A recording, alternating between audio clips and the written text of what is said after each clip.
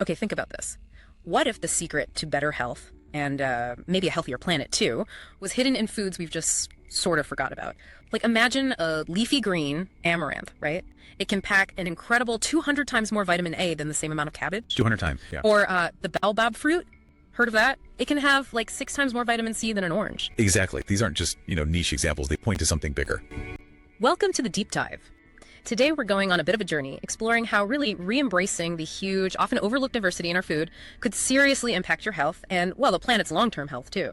Think of it like we're unearthing these amazing nutritional treasures and maybe finding some powerful ways to fix things systemically, ways that are actually already starting. That's precisely it, because our current global food systems, but they're also unfortunately contributing to widespread malnutrition, and not just hunger, but other forms too, and some pretty significant environmental damage. So this deep dive, it isn't just about listing the problems, it's really about showing how a thoughtful, multi-level approach, one that really champions food biodiversity, offers a really powerful and practical way forward. Okay, so our mission today is pretty clear then.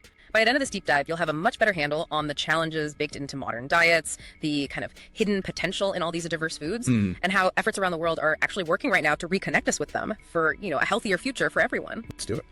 So let's start by sort of peeling back the layers on our current food situation. We hear it all the time, right? Eat your fruits and veggies, good advice, obviously.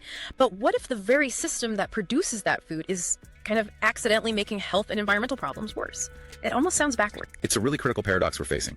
Our modern food systems, they have led to what experts call malnutrition in all its forms. Okay, what does that mean exactly? All its forms? Yeah, so it's not just the visible stuff, like undernutrition or hunger, which is bad enough. Yeah.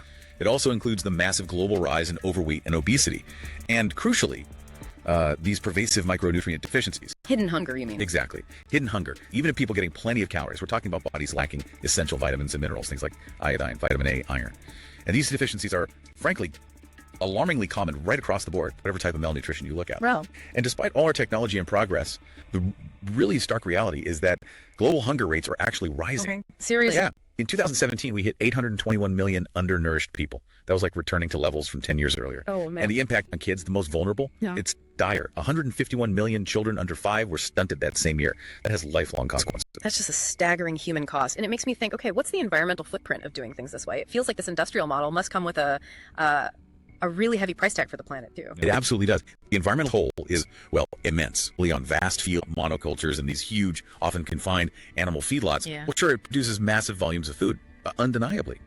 But it also generates really significant negative outcomes. Like what specifically? We're talking widespread land degradation, depletion and pollution of water, severe disruption of whole ecosystems, high greenhouse gas emissions driving climate change, and maybe most alarming, really severe biodiversity loss. Okay. And what's even more worrying, maybe, is that our reliance on chemical fertilizers, pesticides, antibiotics, all things needed in these uniform systems, they actually contribute to these problems. Oh. Well, they deplete the soil, for one.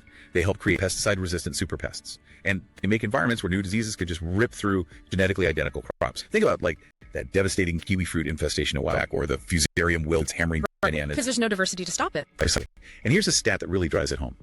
Out of maybe 6,000 plant species humans have cultivated for food over history, today, only about 200 make any major contribution globally. Only 200 out of 6,000. Yeah. And it gets worse. Just 9 species, think rice, maize, wheat, make up a whopping 66% of all crop production worldwide. 66% from just 9 plants. Wow. So basically, we've streamlined our food system into something way less diverse, and it's hitting us hard nutritionally and environmentally. It feels like we've put all our eggs in, like, way too few baskets, and those baskets are starting to look pretty fragile. A good way to put it. So this brings up the big question, right? If what we're doing now isn't sustainable, what are the real alternatives? What else can we do? And this is exactly where these really innovative systemic initiatives come in, like the Biodiversity for Food and Nutrition Project. You might hear it called BFN. BFN, okay. Yeah. It was a pretty significant global project. They piloted it from 2012 to 2019, specifically in 4 countries known for incredible biodiversity: Brazil, Kenya, Sri Lanka, and Turkey. Mega diverse countries. Exactly. And its core goal was to mainstream biodiversity, basically to weave it much more deeply into our food systems to get more sustainable practices, healthier diets, and just, better nutrient overall on a big scale. How did they structure that? It sounds like a huge undertaking. It was structured around 3 main parts, all connected. First, providing hard evidence, the science. Second, influencing policy and market, the practical levers. And third, raising public awareness, getting people on board. Okay, that makes sense. Let's dive into that first one, providing evidence. How did they actually go about gathering data on these, like, forgotten foods? What did that look like? It was really foundational work and pretty rigorous. They did extensive research using a mix of methods. They used community-based approaches, really tapping into local knowledge, and also detailed lab analysis of the food composition. All told, They meticulously analyzed 188 species across those 4 countries. 188 species. Yeah, and this work significantly beefed up the knowledge base, which was often pretty sparse for these biodiverse foods. Gotcha. Can you give an example? Sure. In Brazil, their National Biodiversity Information System, called SIBE, well, BFN, populated. Now it makes quantifiable data for over 78 species and 180 local foods freely available online. So anyone can access it. Anyone. And it's not just for scientists. It directly helps nutritionists, for example, incorporate traditional... Yeah, these are nutrient-dense foods grown by communities descended from escaped slaves who settle in remote areas. So nutrition can get these foods into things like school menus.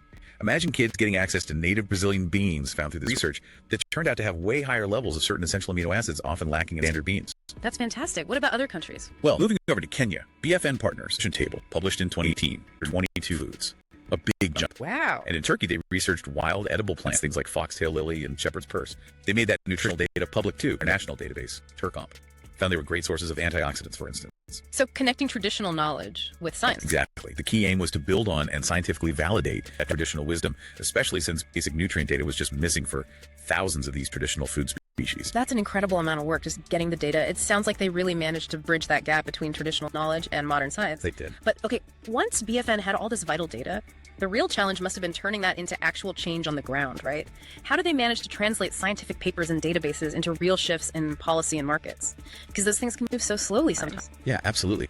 And that's where that second component, influencing policy markets, really came into its own. The project brilliantly showed the huge potential of public procurement programs, PFPPs. Public food procurement, like government buying food. Exactly. Think about it. Governments, schools, hospitals, public institutions, they buy massive amounts of food. If you can guide that purchasing power, you create a huge ripple effect for both what people eat and what farmers grow. Okay, I see. So how did that work in practice? Well, in Brazil, for instance, BFN directly helped shape a landmark national policy ordinance, actually.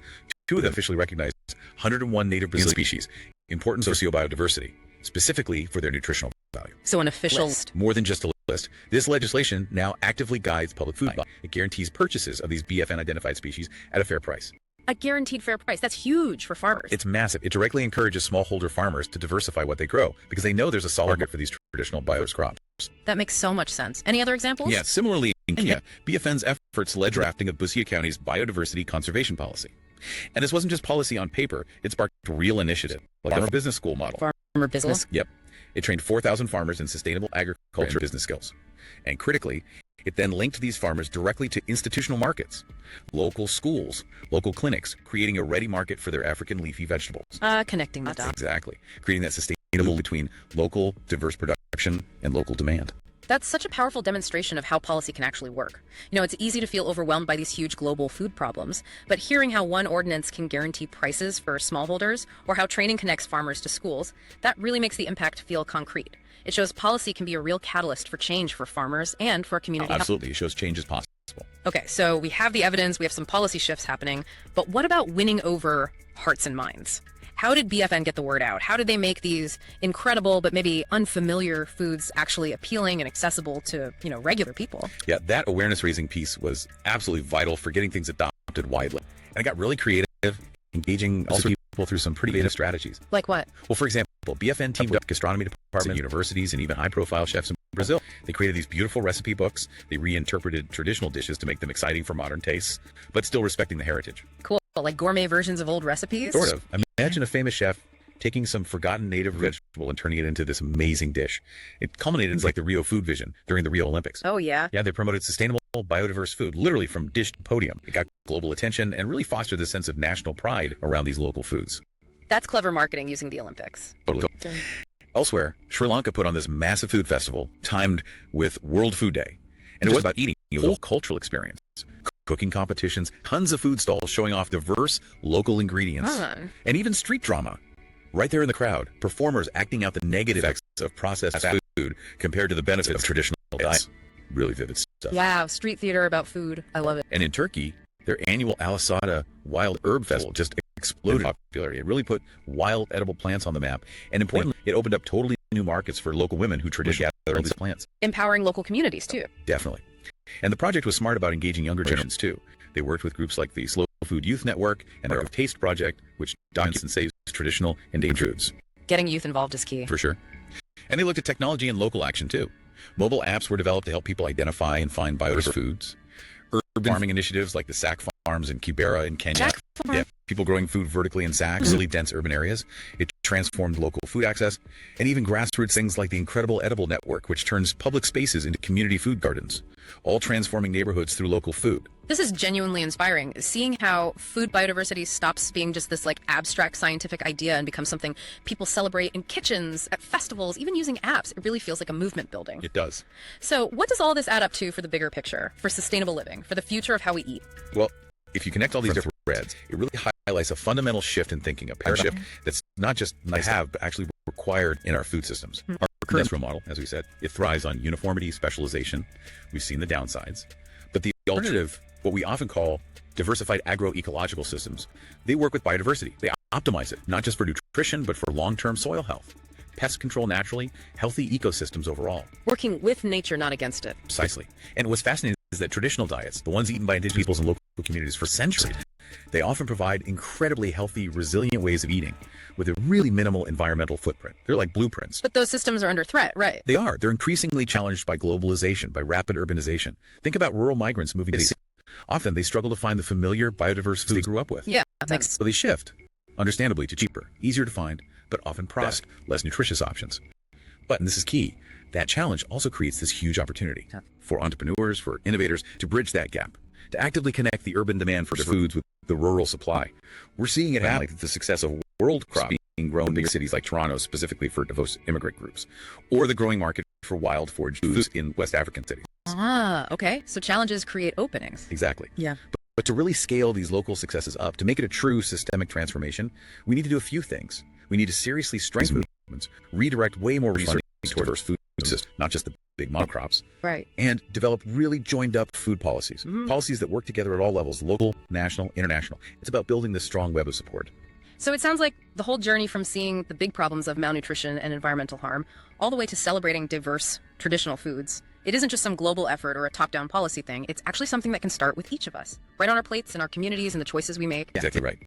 This deep dive into food biodiversity, it doesn't just reveal a problem. It shows this vibrant, actionable, and honestly, really inspiring path forward. Yeah. It's become abundantly clear, I think, that supporting and using diverse food species is absolutely critical, not just for our own health right now, but for the basic resilience and the long-term health of our planet. And the amazing thing is, like you said, these aren't just abstract ideas floating around in reports. No. From something as simple as a delicious, refreshing recipe for a Sri Lankan go-to kolasam bowl that's a vibrant green salad packed with nutrients, all the way to huge school meal programs prioritizing local biodiverse produce like those Brazilian quilombola foods. The actions are already happening. They're taking root, changing lives, changing They landscapes. really are. So here's something to think about. In this world that feels increasingly uniform, especially our food supply dominated, a few things. What forgotten food traditions, what flavors, what ingredients could you maybe seek out? Perhaps it's a new spice you haven't tried, or an ancient grain, or a fruit that only grows locally. By doing that, you can enrich your own diet, definitely delight your taste buds. For sure. And at the same time, you're actually contributing to a more sustainable, more vibrant, and much more diverse food future for absolutely everyone.